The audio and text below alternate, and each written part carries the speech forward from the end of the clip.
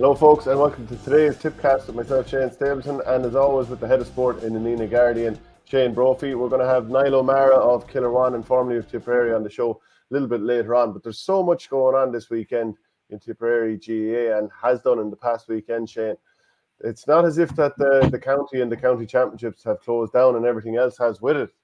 No. There's always something going on, and there's actually something funny. Just as I was at the county board meeting the other night, and there's just a remark somebody made that the fact that there's always the annual thing of under 21 is always the back end of the year, and then I was saying to myself, like, what would be wrong? Like, and just say if there was, I think it was in a general discussion about change it to under 20, and like you could have under 20 wrapped up by maybe the end of October, middle of November. And I'm saying to myself,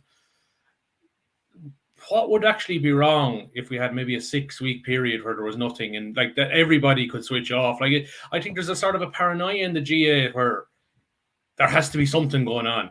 There has to be somebody playing something. Like, there's no, it's weird in some ways. And of course, you had somebody used the annual or the regular comment that they'll go to other sports. Like, but sure, people in other sports are playing GA too. I just find it weird that there's a paranoia in the GAs. If you're not using every day of every week of the year, you're potentially handing an advantage to somebody else.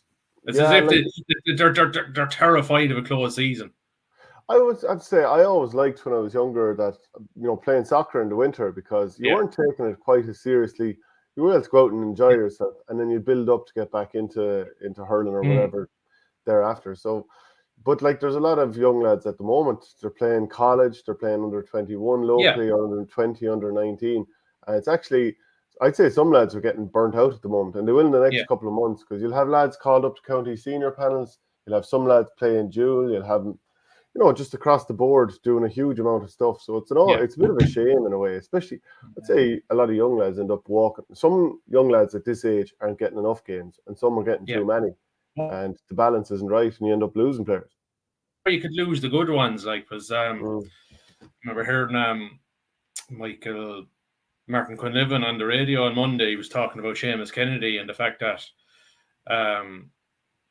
this time last year, Clonmel lost to Newcastle West on the Sunday and in the Munster Club semi-final, and within 2 or 3 nights he'd been told to report for Tipperary training. Like, he didn't even get maybe a week off or 2 weeks off just to just to power down after a club season before refocus. And like, so I often think, like, managers have got, in one way you have to treat the whole panel the same, but you've also got to look at each individual case. Like, you think whenever Kiladangan's campaign, it could finish this weekend.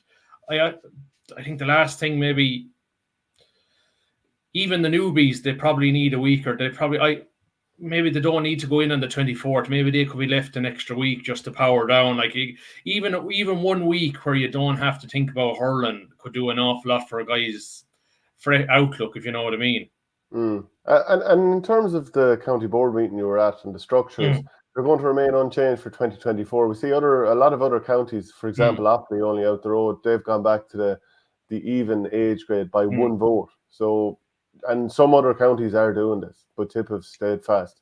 Yeah, no, and it was pretty decisive. Like, there was, I think who was it? No, it wasn't Silvermines. It was Upper Church Strabane proposed the motion to go back to the old form at 12, 14, 16, 18, and it didn't even get a seconder. Like, it was nearly unanimous approval for the status quo. Like, so, but I know an awful lot of the other counties, the focus seems to be on the 17, 18 issue, but in Tipperary, a lot of the focus with the underage is that with the Crow Park regulation that you can have no competitive sport championship at under 12, that they're not prepared to wait till under 14 to start. So that under 13 was the needle that probably the straw to bring the one to get that focus close minds that we want to start at 13 and we'll go 13, 15, 17, 19. And in fairness, I actually think it's worked quite well, and I wouldn't have been very I wouldn't thought the under-19 grade would have worked when it was brought in. So there's adult games at weekends. There's going to be a lot of pulling and dragging and stuff. But actually, the under-19 competition has worked very, very well now. I think it's been an excellent championship the last couple of years. We might come back to that later. I don't think we'll bring you on for a structures meeting, Niall. But yeah, I'm not great with any of that stuff. I had a problem getting on there, so we'll leave that to you. What's the last week been like for you in terms of, obviously you've retired from Tipperary county duty. A lot of people messaging. I'd say your phone's been hopping the last week. Yeah, look, Shane, I suppose it's been it's been getting the nice messages and talking to people who, even some people would have kind of forgotten about too, if that makes sense, that, because when you're involved with Tip, there's so many people involved in the setup, you often forget that side of it. So to get those messages was lovely. And I guess, I'm involved with the club under-21 team, and we've had 2 extra times the last 2 Sundays. So it's still been helter-skelter, I suppose. But no, it's been lovely. And funnily enough, I suppose it wouldn't be, since my son came along, I wouldn't been on the phone as much. So if people are wondering why I'm not getting back to him, there's a crying baby in the background possibly. And how much of a heavy heart did you leave the Tip setup with? Because injury probably got in the way an awful lot the last few years. You probably would have liked to sign off on the pitch, the way you had been for the most of your career. Yeah, definitely. I suppose it's 2 sides to the coin. Party wants to keep going, and then the other side is injuries are, I suppose, a part and parcel of the game. And I guess they didn't really, I suppose, said to Shane there last week about the mental side of it. I found it difficult kind of to cope with it, and I suppose every player doesn't get the ending they want all the time. So yeah, no, to be honest with you, Shane, it did, there was a part of me that kind of hurting about it, but I guess you kind of come to terms with it and realise what's best for you, and you have to go really with what's best for you. Shane, do you want to come in?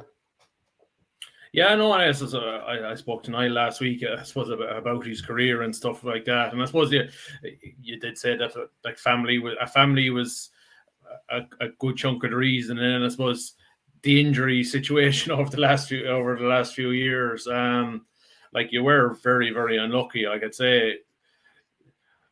say nearly between John Casey and Paddy O'Brien, I'd say when you walked into training or you walked into their room, I said, God, what's wrong with you now? I'd say they nearly had you signed up. They're nearly half expecting you coming through the door a lot of the time. Yeah, and that's it. And the 2 boys are brilliant, and everything, they want you to, I suppose, we had John involved in the club at the weekend and just so good at what he does with Munster, and Paddy obviously I think has gone back in with Tip this year as far as I know. So those lads, I suppose, having played and been involved at the highest level, they know the kind of ins and outs of it. And I suppose, as I said, it's a strange one. And I was only looking back at my career in 2021 before championship, I burst my appendix. I'll never forget it. And I was just like, holy hell, how is this happening now? Because I felt really, really good. And I'm like, maybe sometimes it's just not meant to be for you. And that was one of the real times. Liam Sheedy rang me, his bank holiday Monday, and my girlfriend answers the phone. It's actually a funny story. He goes, "Where's Niall?" And Ciara's like, "Oh, he's gone into hospital." "What's gone into hospital for?" And she was like, "You think he burst his appendix?" He was like, "Oh, Jesus fucking Christ," kind of thing. Sorry for cursing, but that was the reaction at the time, and that kind of summed it up for me, I think. What would you say is your most memorable day? We'll leave out the 2019 All-Ireland final and scoring the goal, because that's surely number one. But what other memories come to mind when you think of the career? I suppose, firstly, getting to debut in 2014, I was so nervous, because I know I was 21 at the time, going on 22, but the nerves, playing Limerick, and we were expected to win and we didn't. And I think that kind of took the good out of it, but for me, just to get the start was obviously massive. And then I suppose you'd 2015 and 16 winning the first Munster medal and second Munster medal was brilliant, and follow up with an All-Ireland. I guess, Shane, it's kind of so many good days. Just being able to represent your club and family, it's kind of a tricky one. But obviously the first medal was a big one, because I had no success underage with Tip. Really, we didn't win anything, but that Clare team with Tony Kelly and the lads bet us nearly every time. So kind of getting the first medal was massive. And obviously there's just the friendships, I'd be good friends with your brother Paddy and stuff like that. And look, just the lads you meet along the road, and I suppose you've great crack going training and listening to yarns from lads and what happened 10 years ago inside the Tip panel and stuff. So it's all around, we look back, and it's just been so enjoyable just to have the chance to do it was brilliant. Boom Boom 43 here says, just want to thank Niall for all he did for Tip. That All-Ireland final goal will live long in the memory. I suppose, like, in terms of like being a versatile player, which is obviously a great thing, but probably frustrating too, because you just want to be left to grow in one spot. Is that something that bothered you, or could you adapt from one position to another without thinking too much about it? Sorry there, Shane. The stream was a bit dodgy there. Can you repeat that last part again? Sorry, just. Yeah, I was going to say, like, in some ways it's great being a versatile player, and in other ways it's a bit frustrating because you can't just settle in one position. Is it something that ever bothered you, or are you happy no matter where you are?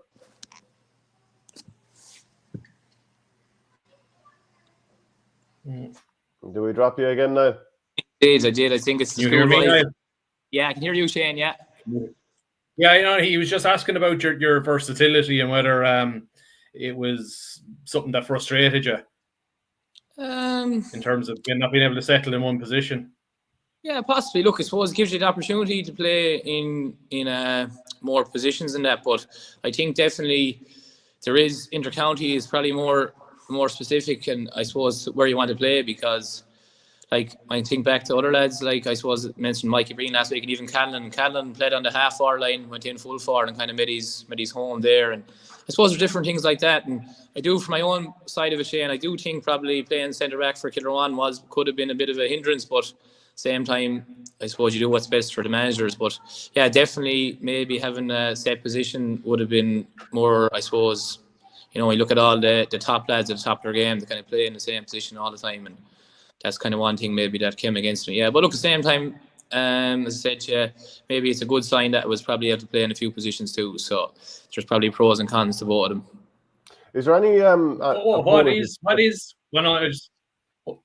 was just going to ask, what is your favourite position?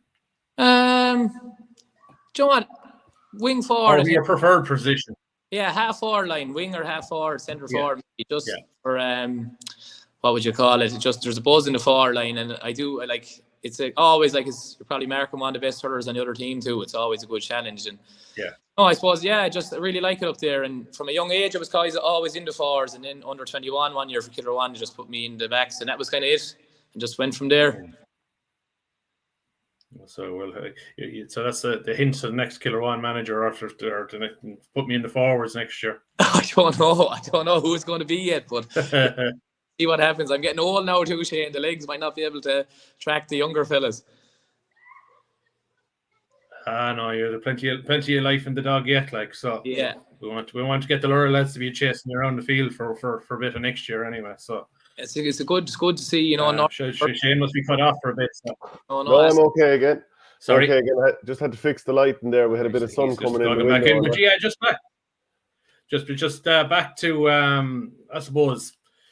I suppose your time with Tip. You did mention the trilogy with Galway. It was probably one of your greatest experiences. Okay, we lost 2 of those games, but like as a hurling, I know I can appreciate it as a hurling fan. Like those 3 games were incredible. Like I suppose if you throw in the 2014 game in Thurles where Tip came from behind, like there was 4 years in a row where they played classics.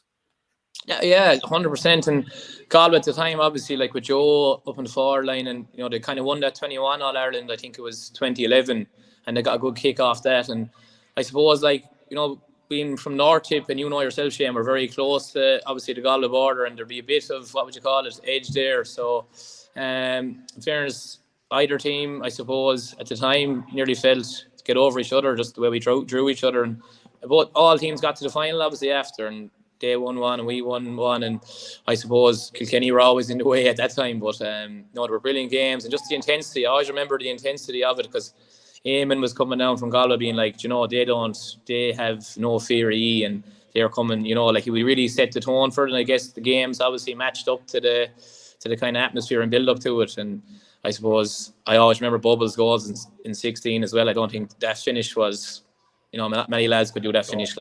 It's second to none. So there's those moments too. And thankfully we obviously got our one in the middle. And 14 we got to the final after, and I suppose didn't win it, but it kind of were just big games to win.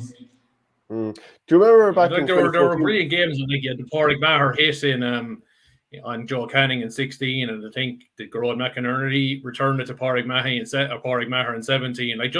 And it was clean, like there were hard physical games, but there were real clean like stuff, hard manly stuff, and good hurling. Yeah, and like I suppose Lucas was with us as S&C at the time, and he went to Galway. So like, and Micheál O'Donoghue was involved with Tip. There was kind of like a, what would you call it, like a real healthy kind of desire to win. And as you said, it came out on the field on all the days. And like, obviously, you'd always have that bit of a wonder if I hooked it in 2017 or if we won in 15, could we got another one? And that will always be there, but that's the past, I suppose. Am I coming through okay there, Shane? Yeah. Okay. Yeah, another thing I wanted to ask you, Niall, then, have you gotten on to Eamon O'Shea about getting involved with Galway now and Henry Shefflin? Have you been taking the mick of him? No, I haven't, but I do talk to Eamon. I think he still has a Nokia, Shane. So if we think our reception is bad this morning, I'm not sure what his is like. But Billy was involved with Eamon last year. They kind of did a development squad for Galway. I actually met them up at the Airdome. I was involved with a team in UL last year, just helping them out, and went up to the Airdome last year and met the lads.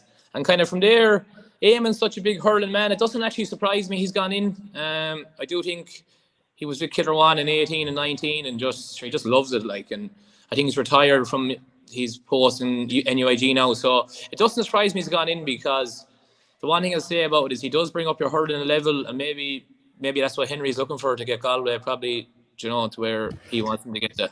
And in terms of your mention involved with teams in UL, what level is that at? And is coaching something you've an interest in? Yeah, so I've been involved with DJ Collins there. Did a bit of ladies football last year with him, just helping out.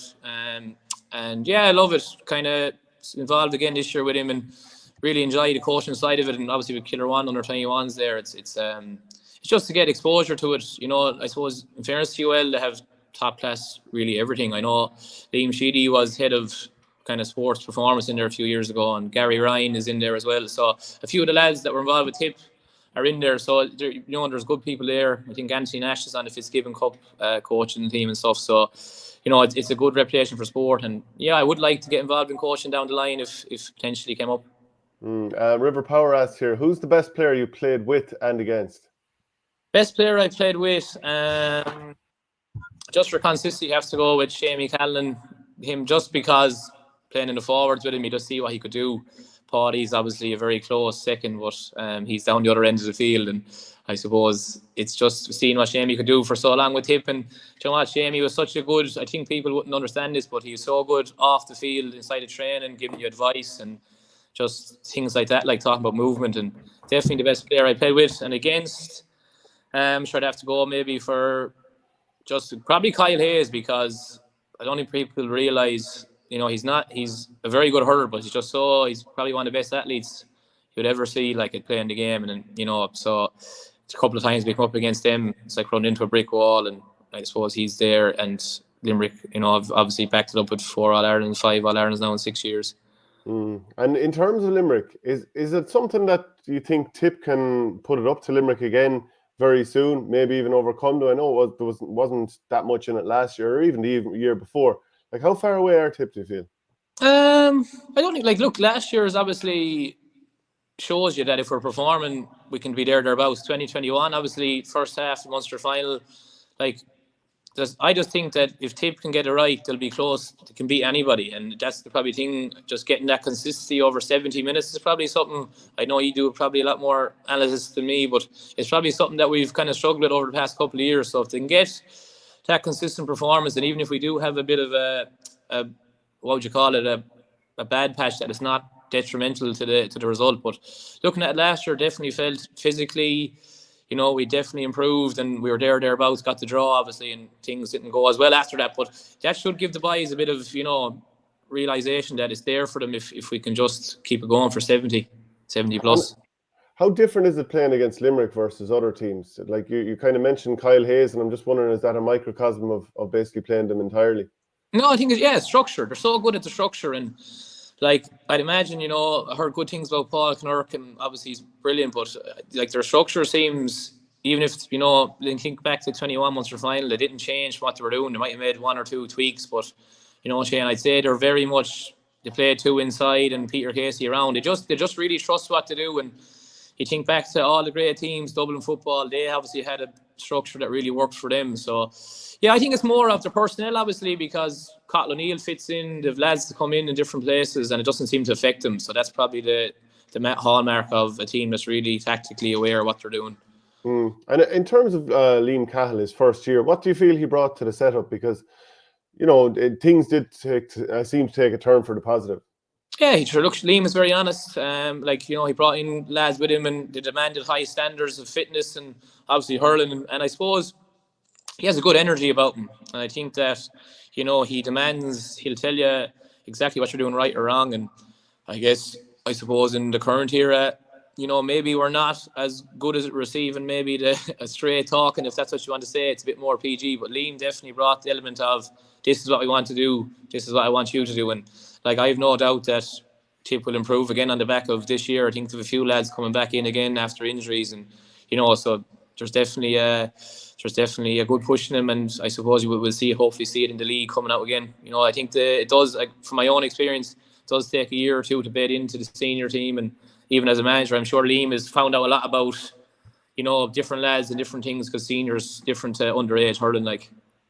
Yeah, Shane, do you want to come in?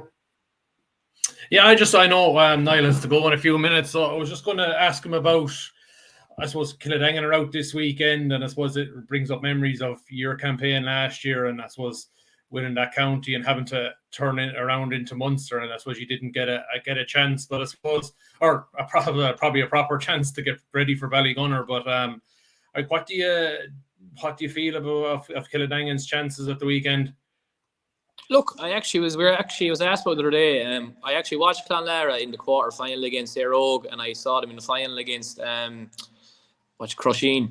Now, look, they have a good spread of forwards, and obviously, I suppose with John and Conlon and the two Galvins, they'll be decent. But I think Kiladangan might be a bit better balanced all around. I do think, in the likes of Joe Galler, they'll have a good man marker there if they decide to go with him on John Conlon or whatever. But I do think it might be a bit more balanced, and I suppose Clonlara's first win since 2009, I think, and Donald Madden is the principal here in Newport in the tech. So I met him by chance there a couple of weeks ago. But I think Kiladangan, maybe, in fairness to them, they've been the most consistent team in Tip for probably, what would you say, the last 7-8 years. They've been constantly thereabouts. So I do feel that they didn't get run at Munster, obviously, with the year they won the county final with COVID. And I do, they will, I think, relish this chance with the 2 or 3 week break, because, look, to be honest with you, and you'll know better than anybody, I suppose they'd want to watch a bit of Clonlara maybe, and the week we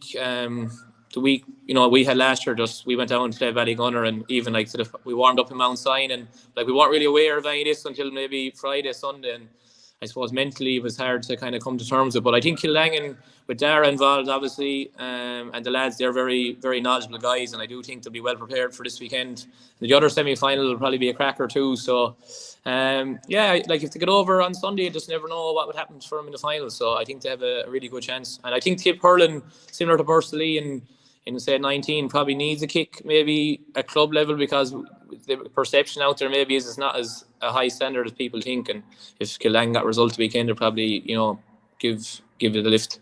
Yeah, and just a final thing before I let you go, Niall, if you do have time. It just seemed like Clonlara were able to run through Crusheen time after time, and it was like last-ditch hooks that stopped Clonlara scoring maybe 2 or 3 more goals. Couldn't imagine Kiladangan leaving themselves that wide open, could you? No, I couldn't, because I think just from playing against them, like Sean Hayes and these guys play a bit deeper, and obviously Alan Flynn in the pocket is very good at his job, and the fairness, they've got probably, if you're on a club team between Quigley and David Sweeney, got very good man markers. So I don't think they'll be as exposed, and as I said, Barry in the goals, they just have, look, in fairness, Kiladangan just have a real good spread of lads all around the pitch, and on any, without being smart, other teams probably rely on 1 or 2 forwards, but looking at them, they've Billy, Sean, Paul, even Tig chipped in the last, Brian Lockley, they just have a lot, so I would think, I'd have confidence that we can do it the weekend. Okay, well, look, brilliant. Thanks very much for joining us, Niall, and sure, hopefully we'll chat again soon. Thanks many, lads. Thanks, Niall. Okay. Bye-bye. So that's Niall O'Meara there. Great to have him on, and we could have stayed chatting to him for the day. And I think Shane, we've lost him there for a second, but look, he'll click back in, no doubt. He wouldn't throw me to the wolves just like that. Just in terms of some of the games coming up this weekend, we've lots to get through, but I might just quickly go through some of the fixtures that are coming up, if I can get them here in front of me. Shane is just coming back in here now. Shane, we lost you there for a second. Maybe you thought you were going to go in and do a bit of sub-teaching for Niall. With him, I was getting rid of, not you. Are you feeling positive about Kiladangan's chances this weekend? Yeah, I do. I find it a 50-50 game, really, because I just think they're so, how would you say, they're very, very similar. Like, and not even just in terms of the fact that both teams finally got their second title. I suppose that maybe people would have thought that maybe underachieved with just one. Maybe this, okay, it's a newer Clonlara team. I think John Conlon and maybe Colin Galvin were there, maybe, and no, Colin Galvin wouldn't be there in 2008, but John Conlon, like, so it is probably a new team, but there's still a few tentacles. Like, I would, like, Semple Stadium is no real advantage to Kiladangan because like, you have the Galvins, Conlon. I was just going through the Clare under 20 team. I think they played there 2 or 3 years ago, and I had about 4 or 5 Clonlara lads on it. So like, there just shows you how there's probably they look like a very, very a backbone of very young, good hurlers on that Clonlara team that's probably helped push them forward this year. Look, I think it'll be very, very close. Maybe Kiladangan's greater. Maybe I wouldn't say neither team have massive experience in Munster, but maybe their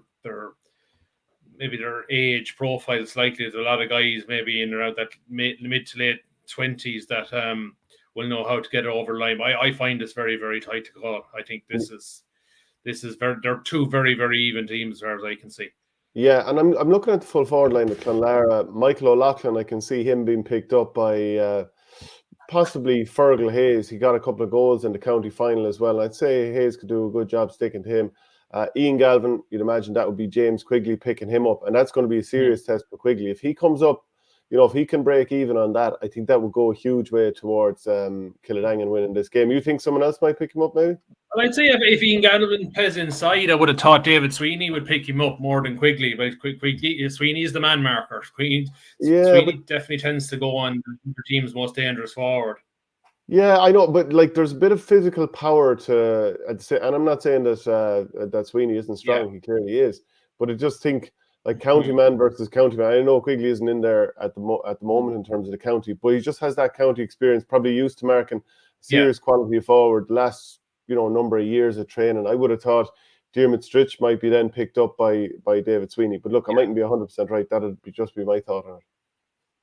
Yeah. I like to be the other key one. Like, I think it does look like John Conlon gets some bit of a free role for Clonlara, and would probably maybe Decky McGrath might have to sacrifice himself maybe to do, or it could be Alan Flynn if you wanted to go with somebody with power on power, but then you could lose Alan out of that central defensive role too. So look, I'd have no doubt that the fact that Kiladangan didn't get a chance in 2020 to play in Munster, they'll be fully prepared for this. There'll be no excuses if they come up short. They got a good 3 or 4 nights celebrating that's out of the way. They'll have had good 14, 15 days preparation for this, and same with Clonlara. So, look, it's a huge carrot for both teams. One of them is going to be in a Munster Club final where they're going to be massive underdogs against whoever comes through the other semi. But no more than Bursley did 9-19. When you get to a final, you have a puncher's chance. It might just fall for you on the day. So, and maybe you get your tactics right and try and negate the other team. So, then a massive opportunity for both teams. Yeah, and like, I look at some of the other potential matchups for Kiladangan, and I'm going to assume Willie Connors is okay. I'm not sure if you've heard anything different. Yeah, no, they've a full bill of health. Yeah. They're really he'll slot in there, whether he plays as a +1 or not. But I would have thought, just for puckouts alone, that Joe Gallagher would be on John Conlon, and I can totally understand why you might go the other way with Alan Flynn in terms of his ability to cover the ground. Colin Galvin, then, he's obviously a player that has to be locked down. He can't be allowed to turn and feed in nice ball to the inside. I wouldn't be shocked if Alan Flynn was on Colin O'Meara, just because he could drive the other way.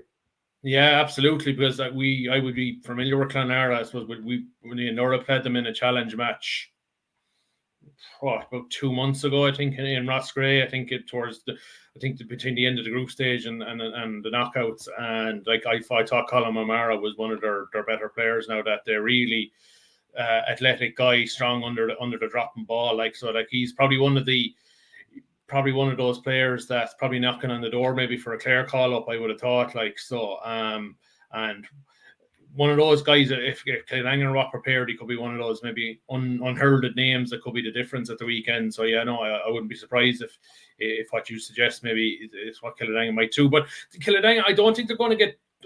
Kiladangan don't get overly focused on matchups to a certain degree. Like, they might. What they've always tended to do is that maybe David Sweeney would go on the opposition's most dangerous forward, and then they might flip the wing backs if they feel that they need maybe Gallagher on a certain player. But then up front, it's Hayes at 10, Seymour at 11, and General Andy Lucknan maybe at 12, or Paul Flynn, depending on where they feel Flynn will do a bit of damage. So I don't think Kiladangan will go too far down the matchup route. Like big game for Paul Flynn. He had a quieter county final by his standards. Was very good in the drawing game, but like, he's somebody that Clonlara will definitely be looking to lock down. And while they have the players that of county note, and Colm Galvin, Ian Galvin, and John Conlon at the other end, maybe Kiladangan will feel there isn't as much star quality in that Clonlara backline, and maybe they can get at them. No, but there's some they're quality hurlers. Like, they're a fine team. There's no doubt about it. I think this could be, if we get a good weather day on Sunday, I think this could be high scoring. Like, Semple Stadium would be conducive to both teams who want to play, I suppose, attack and hurling. As you say, like, Clonlara should have had a few more goals maybe in the Clare final. Kiladangan didn't create an awful lot in terms of goal chances in the county final, but they were in both games, but they were very, very effective. Like, so, and then look, you had Ronan Maher as a shield for that. That was hard to break down, and it's hard to envisage Clonlara having that type of Ronan Maher player at centre back who's just gobbling up any sort of ball that comes down the middle. So Dylan McMahon is a good player, Dylan McMahon's a good defender, a good centre back. But Ronan Maher is probably he's a different level to most lads that are operating at club level. So, how do you see it going? I would be saying Kiladangan to win by 2 points. I think they just about. I think they have a good cause here again, because they didn't get that opportunity before, and I think they'll rattle into this. Oh, look, I think as any Tipperary supporter would be hoping Kiladangan win and go far, but like, this is not right in Clonlara off in the extreme. This is very, very little. This will go a point or two either way. I think this is very, very, very, very tight. Like, I think, and then you go to the other semi-final. I think Ballygunner probably still. I think maybe the fact that Na Piarsaigh lost at home to Ballygunner, they might have the bit between their teeth this year, and it could be. And like, if Na Piarsaigh beats Ballygunner, the All-Ireland might open then. Yeah, I think there's a fear factor of Ballygunner that while Na Piarsaigh would probably then slip in as favourites, there's not that, because like they did win Limerick, but they weren't the dominant Limerick champion, if you know what I mean. Whereas Ballygunner have been in Waterford and in Munster for the last few years. Yeah, and I thought Patrickswell were very disappointing in that county final, even though it only finished up 120 to 19 points. Sure, didn't we have Eamon Kelly on? And I think his own words were that it was a bit of a 4-point hammering. So yeah, I was a little bit disappointed in them, but I'd see Ballygunner as favourites here. And last year it was probably one of the best club games I'd ever seen for about 45 minutes, and the two teams went toe to toe. And then just Na Piarsaigh, did they just run out of gas, or just the cleverness of Ballygunner? They just couldn't quite keep with them. And I would imagine the interesting thing for me is how like the Limerick squad have been on their team holiday over the last couple of weeks. Okay, they'll be back. So what? I'm sure Will O'Donoghue, the Caseys, were all doing a bit of hurling. Like, how would they have been away for a period? How will that done their? It can't have done anything for Na Piarsaig's proper preparation. But look, it might freshen them up too. Will O'Donoghue's got a match under his belt after the county finals. So. Yeah, I'd still fancy Ballygunner, but the fact that it's in the Gaelic grounds, maybe the fact that Na Piarsaigh have a cause after losing last year might. I don't think it'll be. I wouldn't be surprised if Na Piarsaigh won, but with Ballygunner, I would make Worth definite favourites. Yeah, and just even in terms of like what Na Piarsaigh have in their team, in terms of that spine, Mike Casey, Will O'Donoghue, a couple of likes of And maybe Dowling in Conor the Boylan. goals. What's that? Dowling in the goals with his puck outs, like so. Yeah, Conor Boylan then played midfield, did very well on Keane Lynch the last day. You've got Kevin Downs, who he had been centre back in the county semi-final, moved back into the half forward line. He was very good the last day in the county final. He scored 4 points. Then you've Peter Casey, Adrian Breen, David Dempsey. I mean, they have so much county quality, but just when it comes to Ballygunner, it's just very hard to see a weak point anywhere. And when you've got Patrick Fitzgerald and Desi Hutchinson inside, Pádraig Mahoney and his other two brothers going around the inside or around the forward line. Yeah. Philip Mahoney at the back. That's fascinating to see for even with a bit of an eye on next year. Who does Mike Casey go on? I assume he goes on Desi, but then Patrick Fitzgerald, it's definitely something. It's pick your poison for the Piarsaigh management about who does Casey get, but it's going to be tough either way. Yeah, and then actually, does somebody follow Mike Casey, Peter Casey, or is he just kind of let roam and whoever's close to him picks him up? Like you've Ian Kenny there that can possibly travel with him if he wants to. Maybe they could send Tyke Foley out with him, so they have great options there. So what way are you going? Are you going with Ballygunner as well? Yeah, I'm going. I just think that the fact that they're champions, they went into Limerick last year and won. They have a clean preparation, whereas I see the Piarsaigh players are only coming back this week, and of course you have the All Stars on Friday night. So, and that's another bit of a distraction as well. So, I feel the Ballygunner favourites, but if Na Piarsaigh produce one of those performances, could they turn them over? Absolutely. Yeah, I'd be going with Ballygunner, not to win comfortably or anything like that. I think it'll be another massive clash, but I just think it's very, very hard to go against them. Clonmel had a big win at the weekend against Newcastle West, gaining a bit of revenge for what happened last year. Like last year, I think we thought, right, Clonmel are set up for a big season now after beating Nemo Rangers the way they did on TV, and then obviously fell flat against Newcastle West. Next up now will be Dingle. So how are you feeling about this Clonmel team?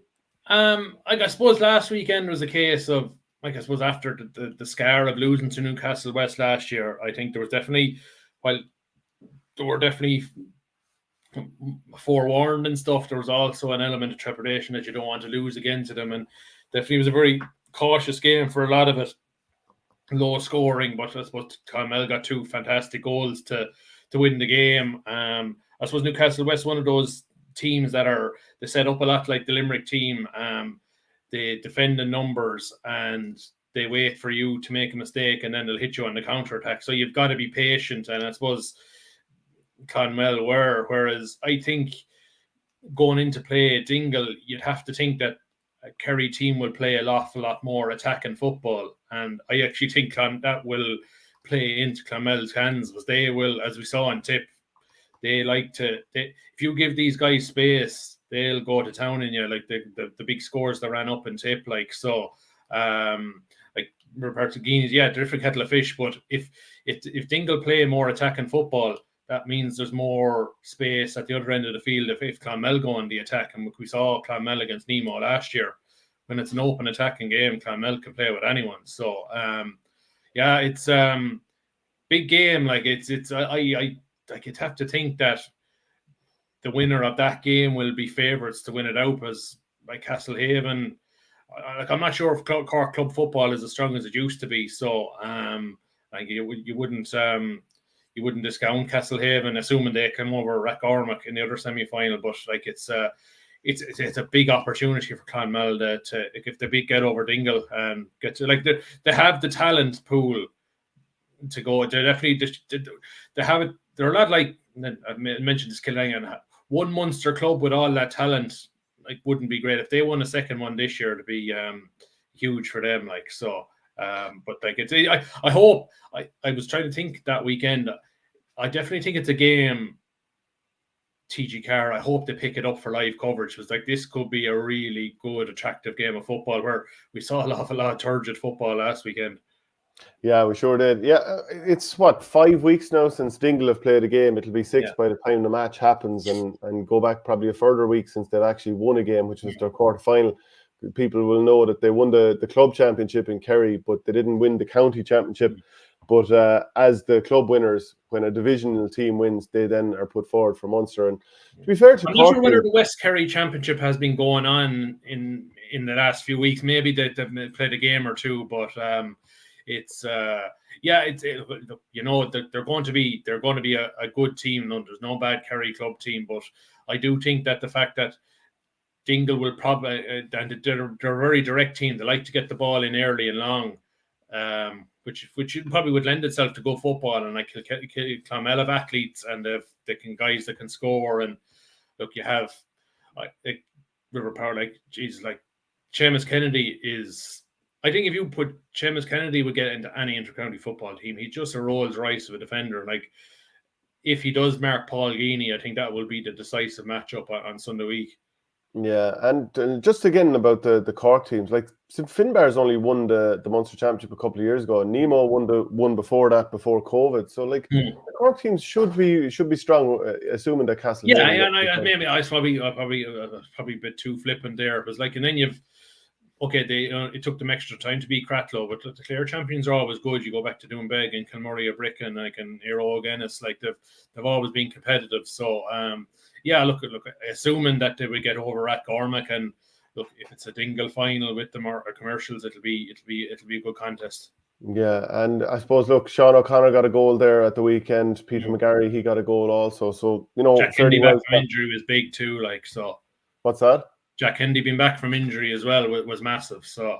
Yeah, absolutely excellent team there. Ballinahinch, they're out this Saturday in a Munster Junior A semi-final at Páirc Uí Rinn against St. Catherine's. So this will be a great novel journey for Ballinahinch.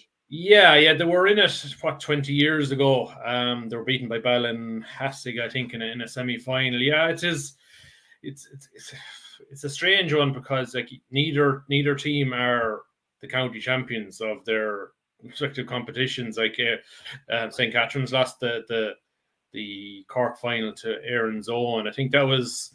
I remember. I don't know if you heard that Aaron's Own had Robbie O'Flynn in their team, even though it's their second team, because Robbie, after getting injured with Tip, he missed most of the early stages of the Cork Championship, and of course was regraded as he was entitled to. It was like, it doesn't matter if you're entitled to be regraded, no matter how good you are. Like, and it's worked out for Aaron's Own. But I don't know how you feel. I don't like this thing where a club's second team can't go and represent. Like, I think if a team wins the junior championship, whether it's their second team or first team, they should be allowed to go on. Like, because, like, look at Clonmel Rossmore, who won the Tip Junior Championship. There's guys in that Clonmel Rossmore team will never be good enough to play a senior for Clonmel.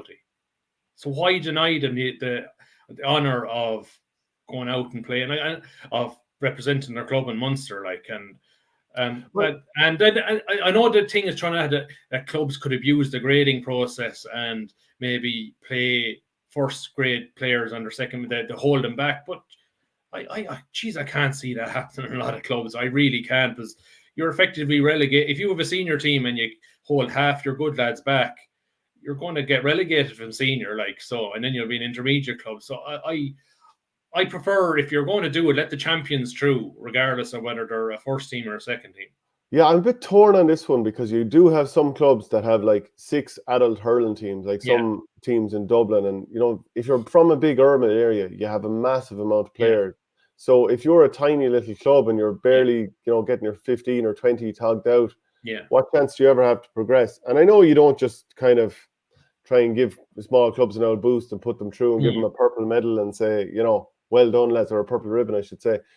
So I'm a little bit torn on that, I have to say. And but it's happening a bit too often now, where counties are having to put forward representatives rather than their champions. But it's even happening in like the Kerry Football Yeah. Championship is, a joke that you have these 4 to 8 teams in the top level are divisional teams, and therefore like Rathmore coming through last year to win the All-Ireland Intermediate Championship. Yeah. They're, in terms of club teams leaving out divisions, they're probably the 5th or, somewhere in the top 10 anyway, teams in Kerry, and they're coming up against, like I'm even looking at the Leinster Club Hurling Championship this year. If the Dublin team meets the Kilkenny team, it would be the 13th best Kilkenny team against the 31st best Dublin team. It's ridiculous. And I suppose that's by each county's own design, if you I know, but the fact that it's allowed to happen, that there isn't, like guidelines in place that, this is, well, something from the GA to ensure that doesn't happen. Or like we've got the Kerry Senior Hurling Champions against the 3rd grade Cork champions coming up in the intermediate as well. So it just all seems a little bit, muddled. But there are great stories when teams come through their county championship or progress after losing a final. An example would have been Conahy Shamrocks a couple of years ago. I remember Nicky Brennan, obviously his club, former GA president. He was in Croke Park watching Conahy Shamrocks win an All-Ireland junior club final after they'd lost to O'Loughlin Gales' second or third team. So it was great. Like it leads to great stories. Yeah, like but I do think it means more when you go through as a champion. I can't speak from a personal point of view. Like it would have been very, very hard if we'd lost that county final to Thurles Sarsfields. It would have been very hard for us to pick up to go out and play Corofin and that. But how would you feel if you saw Kilmacud Crokes' second team winning the Intermediate All-Ireland Football Championship? A bit of an exaggeration. Or their second team winning the All-Ireland Junior. You wouldn't be loving that now. I can't say I wouldn't, but like you're still probably a lot of guys who probably will never get a chance to play, will never be good enough to play in a Kilmacud senior team.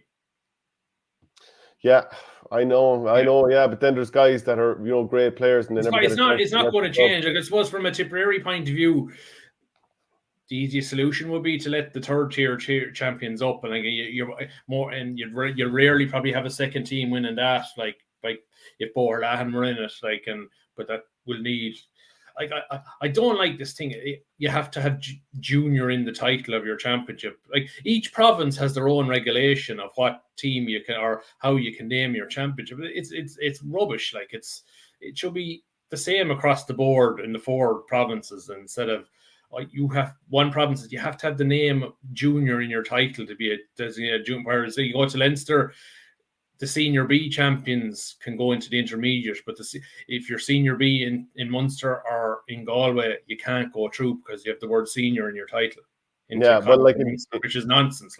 Well, in Dublin you've got senior 1, 10 teams, senior 2, 10 teams, senior 3, 10 teams, and then you've the intermediate team that are going into Leinster intermediate. So Crave Kieran, for example, they'd probably give the Leinster Championship a right rattle. Yeah. But I don't know, is it down to clubs that they want to call it senior 2 so that they're still called senior teams? But it kind of does spoil the whole thing to some degree in terms of competitiveness.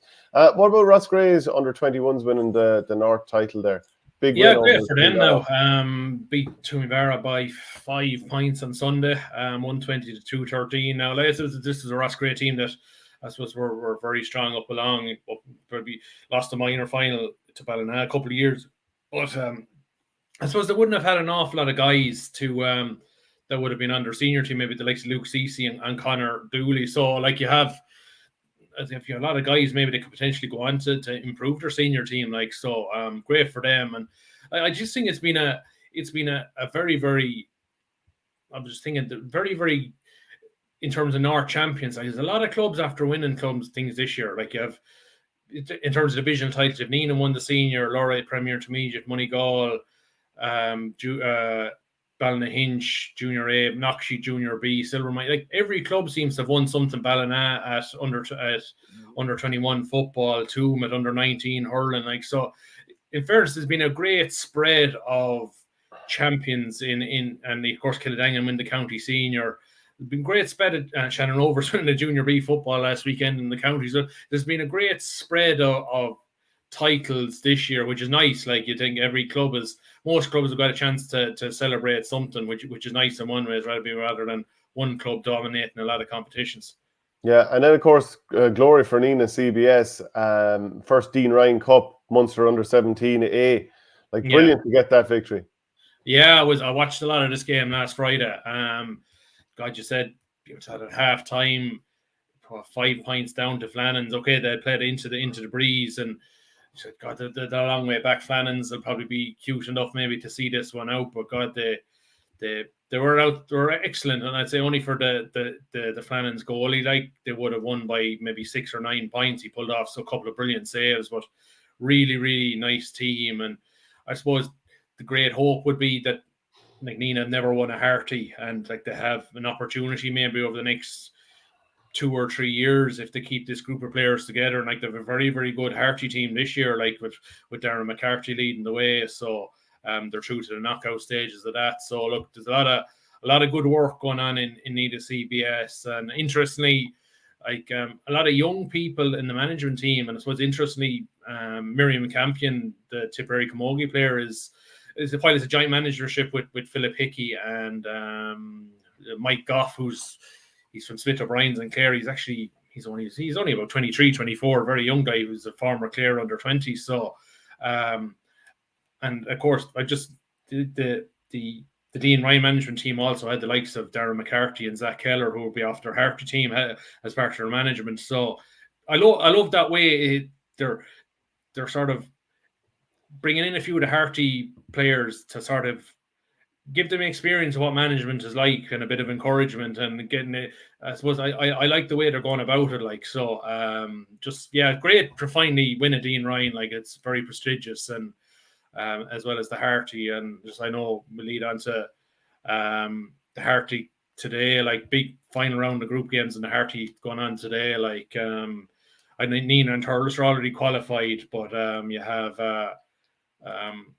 I suppose the big one is Templemore up against Cashel in Feathered this afternoon at 2:30. It's effectively winner takes all.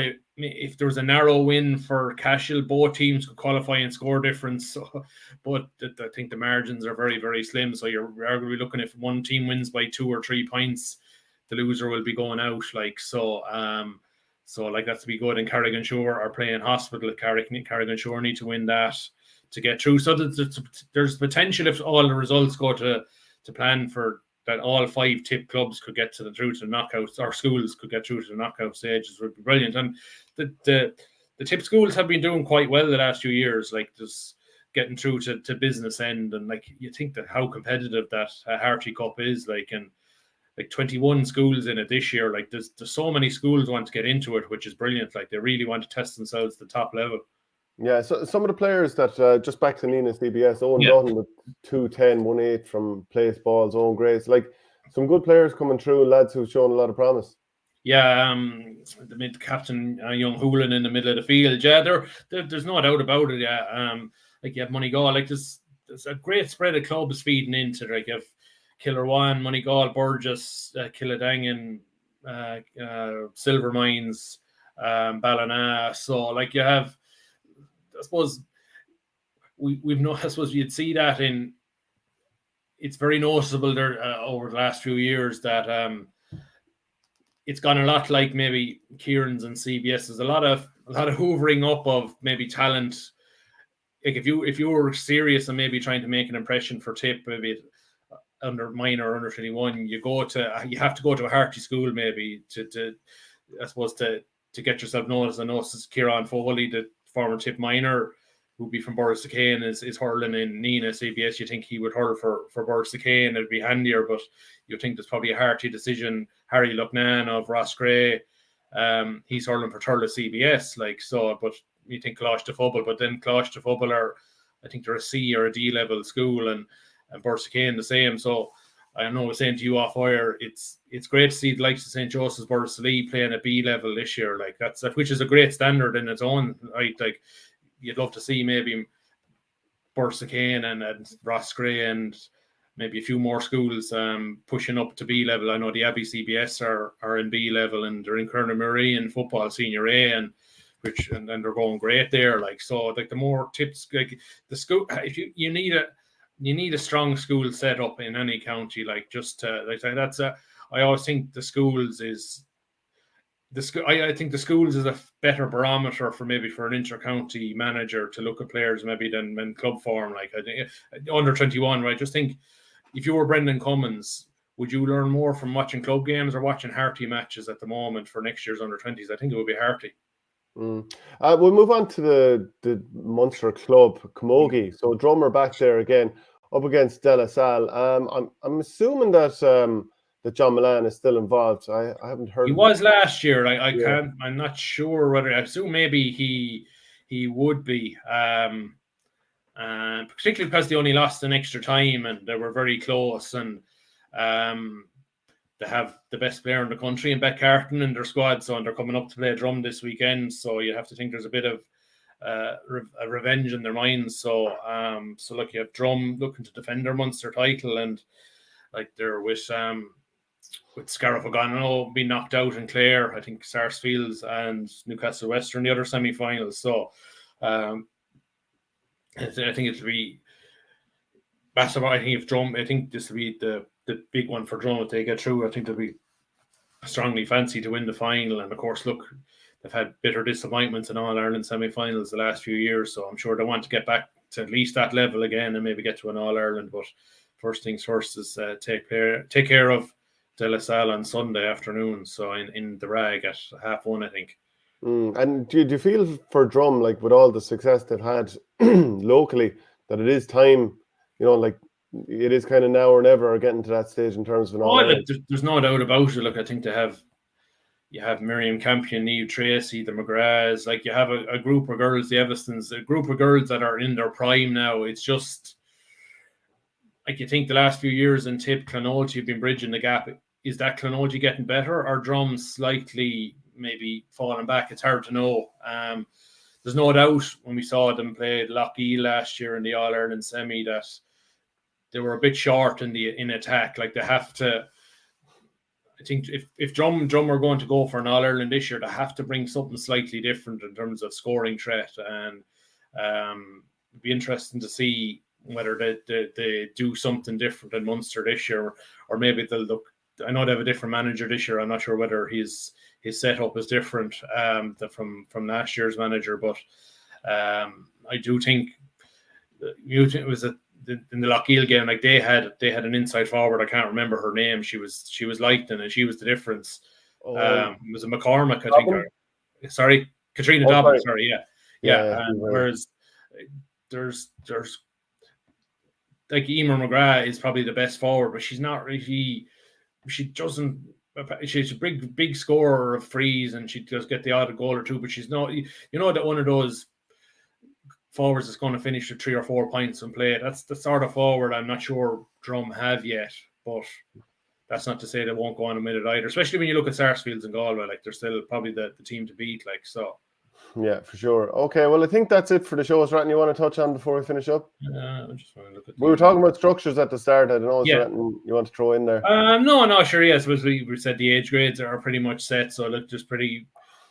It'd be interesting to see maybe this time next year, and how the other counties go. Will there be a clamour for Tip to follow, to move back? So, but I suppose based on what we have this year, it seemed to have worked pretty well over the last few years. So and then I think the interesting thing where I know that we were discussing it a few times during the championship that there has been a change where if you win your division and you finish second in your group, you won't be drawn in a preliminary quarter final. You get but it happened to Thurles this year where so that was fair enough, but the one where if you win your division and finish fourth in the group, you can't use a preliminary quarter final. That was actually well beaten. Like so, that's surprising. Yeah, purely because I think a lot of clubs were worried that it was diluting divisional link. That if is